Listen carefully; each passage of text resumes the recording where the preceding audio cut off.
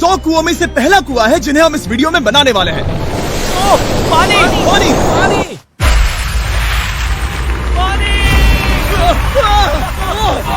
आपने अभी अभी केन्या के एक छोटे से गांव को पीने के पानी का अनलिमिटेड सप्लाई मिलते हुए देखा, वो भी सिर्फ 1 सेकंड में। अभी एक कुआं बना है और 99 बाकी है। आपको ये वीडियो बहुत पसंद आएगा। इन 100 कुओं को मिलाकर 5 लाख से ज्यादा लोगों को पीने का ताज़ा पानी मिलने वाला है। केन्या की इस साइट पर कुछ कुएं बनाने के बाद हम नाइरीरी स्कूल सिस्टम के साउथ में गए और कह सकते हैं कि उन्हें हमसे मिलकर बहुत खुशी हुई। क्या हाल है? मैंने ऐसा नहीं सोचा था। स्वागत के लिए शुक्रिया। समझ नहीं आता कैसे रिएक्ट करूं। बहुत बहुत शुक्रिया दोस्तों। हमारे आने पर इस गांव ने हमारा जोरों से स्वागत किया और नोलन इसमें थोड़ा खो गया।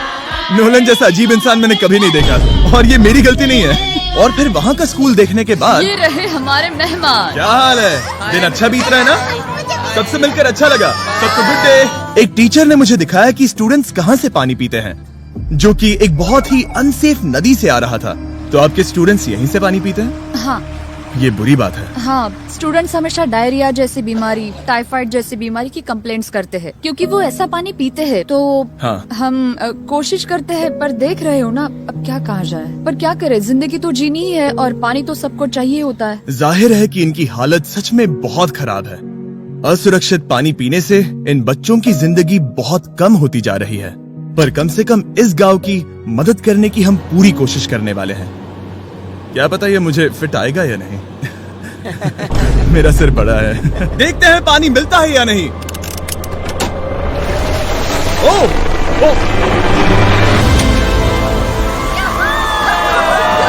बारिश हो रही है, क्या नजारा है। पानी जमीन से बाहर आने के बाद उसे ऐसे बैरल्स में इकट्ठा किया गया और बैरल्स को वाटर टावर्स पर लगाने के बाद आसपास के गांव के लोगों के पास सिर्फ पीने के लिए साफ पानी ही नहीं था, पर एक प्रेशराइज्ड वाटर सोर्स भी था, जिसका मतलब है कि लॉन्ड्री के लिए सुरक्षित पानी भी मिलेगा। और खींचो। मुझे बताओ ये नोलन की मॉम से कितना हैवी है? नोलन की मॉम से दुगना। Oh God! मैं तुम्हें यहाँ से धकेल दूंगा। ठीक है, इसे अब यहाँ रख दो। हमने केन्या में और 20 कुएं बनाए और उसके बाद इसके जूते में भी कुआं डोंट है। वरी, मेरे दूसरे जूते में भी पानी है। मैं बताता हूँ कि हमने ये 29 कुएं कैसे बनाए। इस विशाल सी ड्रिल से जमीन में सैकड़ों फीट गहरा गड्ढा किया, वो भी पोल्यूटेड सोर्सेज से होकर सीधे विशाल से पीने लायक पानी तक। उसके बाद हमने पाइप्स इंस्टॉल किए ताकि लोग पूरे अफ्रीका में इन हैंड पंप से पानी ले सके और नाइरीरी में भी। इसे टेस्ट करके देखते हैं। पानी जैसा है। मुझे इस 5 गैलन ड्रम को भरने के लिए 5 मिनट लगे। इससे एक दिन में कितना पानी मिल सकता है? 3600 गैलन्स एक दिन में। ये न केवल इस स्कूल के 400 बच्चों को कवर करेगा, बल्कि स्कूल के आसपास के गांव वाले भी इसका अच्छे से इस्तेमाल कर सकते हैं। पानी के लिए शुक्रिया आपका। कोई बात नहीं, ये पंप नॉन स्टॉप 30 सालों तक चल सकता है। आपको लग रहा होगा कि इस तरह का बड़ा काम करने के लिए एक बड़े गवर्नमेंट की जरूरत पड़ेगी, पर ये सच नहीं है। ये प्रॉब्लम सुलझाना बिल्कुल मुमकिन है और ऐसी चीजें करने के लिए इंसानियत को आगे आना ही चाहिए। आपकी कामयाबी का राज क्या है? सच कहूँ तो ऐसा कुछ खोजो जो तुम्हें करना पसंद है, उसे लंबे समय तक करो और तुम्हें कामयाबी जरूर मिलेगी। मैं इसे बहुत करीब लाने वाला हूँ, देख रहे हो? मजेदार है ना? जरा ऊपर देखो, वो रिकॉर्ड कर रहा है। ठीक है, मैं इसे करीब लाने वाला हूँ। ठीक है। हाँ, तुम खुद को देख सकते हो। हम इस गांव के लिए भी कुआं बना पाए, इस गांव के लिए भी और इन दूसरे 12 गांवों के लिए भी।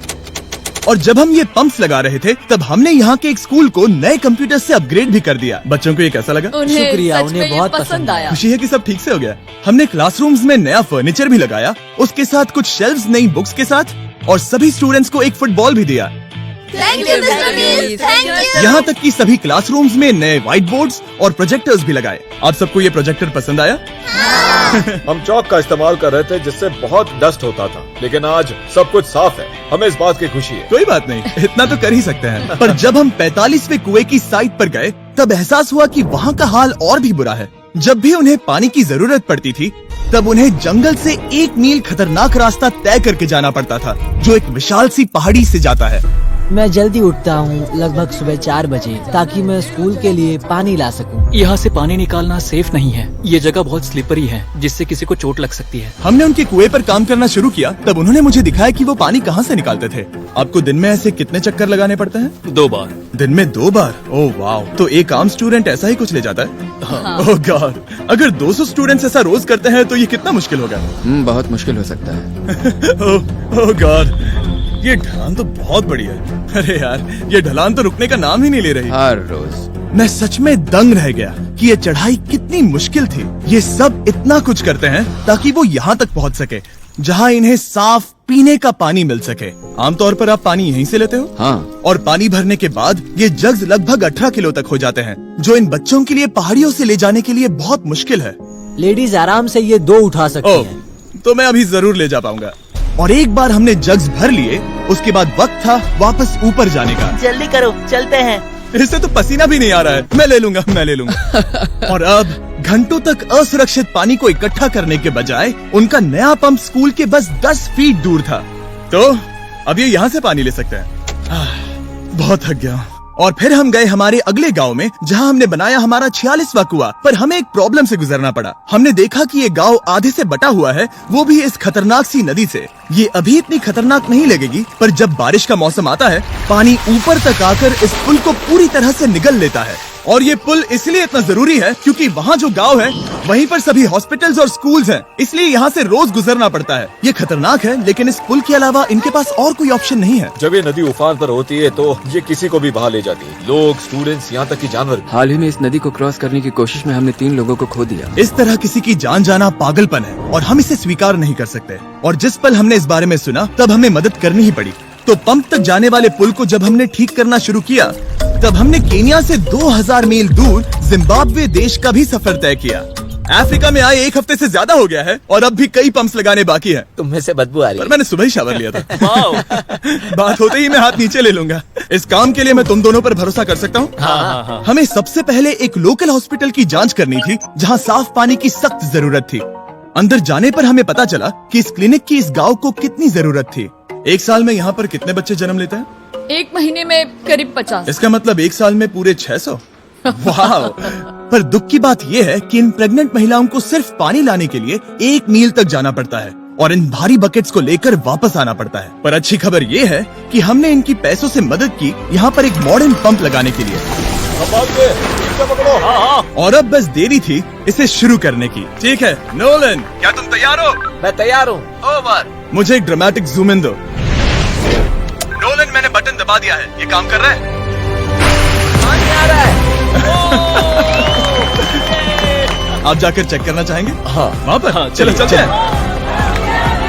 लोगों को पानी मिलता देख मुझे आखिर बहुत अच्छा खुशी हो पानी रही मिल ही है। गया। ये सच में कमाल की बात है। हमारा नोलन एक प्रोफेशनल डांसर है। हाँ। यकीन नहीं हो रहा, मैं डांस कर रहा हूँ। वो कर क्या रहा है? ओह गॉड, सॉरी, मैं नहीं चाहता कि आप इसे और देखें। साफ पानी मिले ये पक्का करने के अलावा इस गांव में बहुत से स्टूडेंट्स को ट्रांसपोर्टेशन की भी दिक्कत थी, तो हमने इन सबको नई साइकिल्स देने का फैसला किया। बच्चे बहुत ज्यादा हैं, पर हमने साइकिल्स भी उतनी ही खरीदी हैं। सच बताऊं तो मुझे साइकिल चलाना नहीं आता। जिमी को सिर्फ साइकिल देना आता है। कभी इसे चलाना नहीं सीखा। तो चलो हम एक रेस लगाते हैं। 3, 2, 1, गो! ओह माय गॉड, सभी मुझसे आगे जा रहे हैं। संभल के, मुझे चलाना नहीं आता, किसी को उड़ाना नहीं चाहता। तुम इसे चलाओगे? ठीक है, जाओ चलाओ। ओके। और इन्हें साइकिल्स देने के बाद हमने तब तक पंप्स लगाए जब तक हम पहुंच गए कुआं नंबर 69 तक। ये कुआं सोलर पावर्ड है, जो गांव के किसानों के लिए खास बनाया गया है, ताकि इनकी फसलों और जानवरों को जरूरत से ज्यादा पानी मिल सके। चाहे गर्मी हो या फिर बिजली ना हो, इससे कोई फर्क नहीं पड़ेगा। और एक पैनल है 200 वॉट्स का, जो एक पंप से जुदा है। ये पंप हर घंटे 5000 लीटर पानी खींच सकता है। बेसिकली ये अनलिमिटेड पानी का सोर्स है इस पूरे गाँव के लिए। ये बहुत बढ़िया है। और जिम्बाब्वे छोड़ने के बाद हम चाहते थे कि अफ्रीका की सभी कम्युनिटीज को पानी मिलता रहे, इसलिए हमने और कुछ पंप्स बनाए युगांडा में, सोमालिया में और कैमरून में। कैमरून में हमने क्या क्या किया ये देखने के लिए फिलैंथ्रोपी चैनल पर हम जल्द ही एक वीडियो अपलोड करने वाले हैं। इन गाँव में वक्त बिताने पर मुझे एहसास हुआ कि पंप्स लगाना कितना जरूरी होता है। कैसे ये खेती को पानी देते हैं, भूखे का पेट भरते हैं, कैसे ये हॉस्पिटल्स को साफ सुथरा रखते हैं और सबसे जरूरी कैसे ये आने वाले पीढ़ी के बच्चों के लिए लंबी और हेल्दी जिंदगी जीने में मदद करते हैं और इससे कम्युनिटीज का भविष्य भी सेफ हम होता है। बहुत समय से इंतजार कर रहे हैं साफ पानी के लिए। Water is life. और कुछ लोकल लोगों की मदद से हमने आखिरकार ये पुल पूरा कर ही लिया, जिसे ये कम्युनिटी अगले 100 सालों तक इस्तेमाल कर सकती है। कई जिंदगियां बचेगी, परिवार एक साथ आएंगे, परेशानियां चली जाएंगी। इस वीडियो में हमने जो 100 पंप्स लगाए हैं वो कई जिंदगियां बदल देंगी, पर ये काफी नहीं है। इसीलिए मैं चाहता हूं कि आप जाने से पहले beachphilanthropy.org/wells पर जाएं और मुमकिन हो तो पैसे डोनेट करें। मैं सच कह रहा हूं, हमें इस वीडियो से एक पैसे का भी फायदा नहीं हो रहा है। इस वीडियो से जितने भी पैसे आएंगे वो 100% इन पंप्स को बनाने में खर्च होंगे, वो भी पूरी दुनिया में। पता है ये अजीब है कि एक यूट्यूबर को ये सब करना पड़ रहा है, पर किसी को तो करना ही होगा। अगर कोई नहीं करेगा तो हम ये करेंगे ही। आप देख सकते हैं इस काम से कई कम्युनिटीज की जिंदगियां बदल रही हैं। और फाइनली 100वां पंप। ओह माय गॉड, मुझे माफ करना।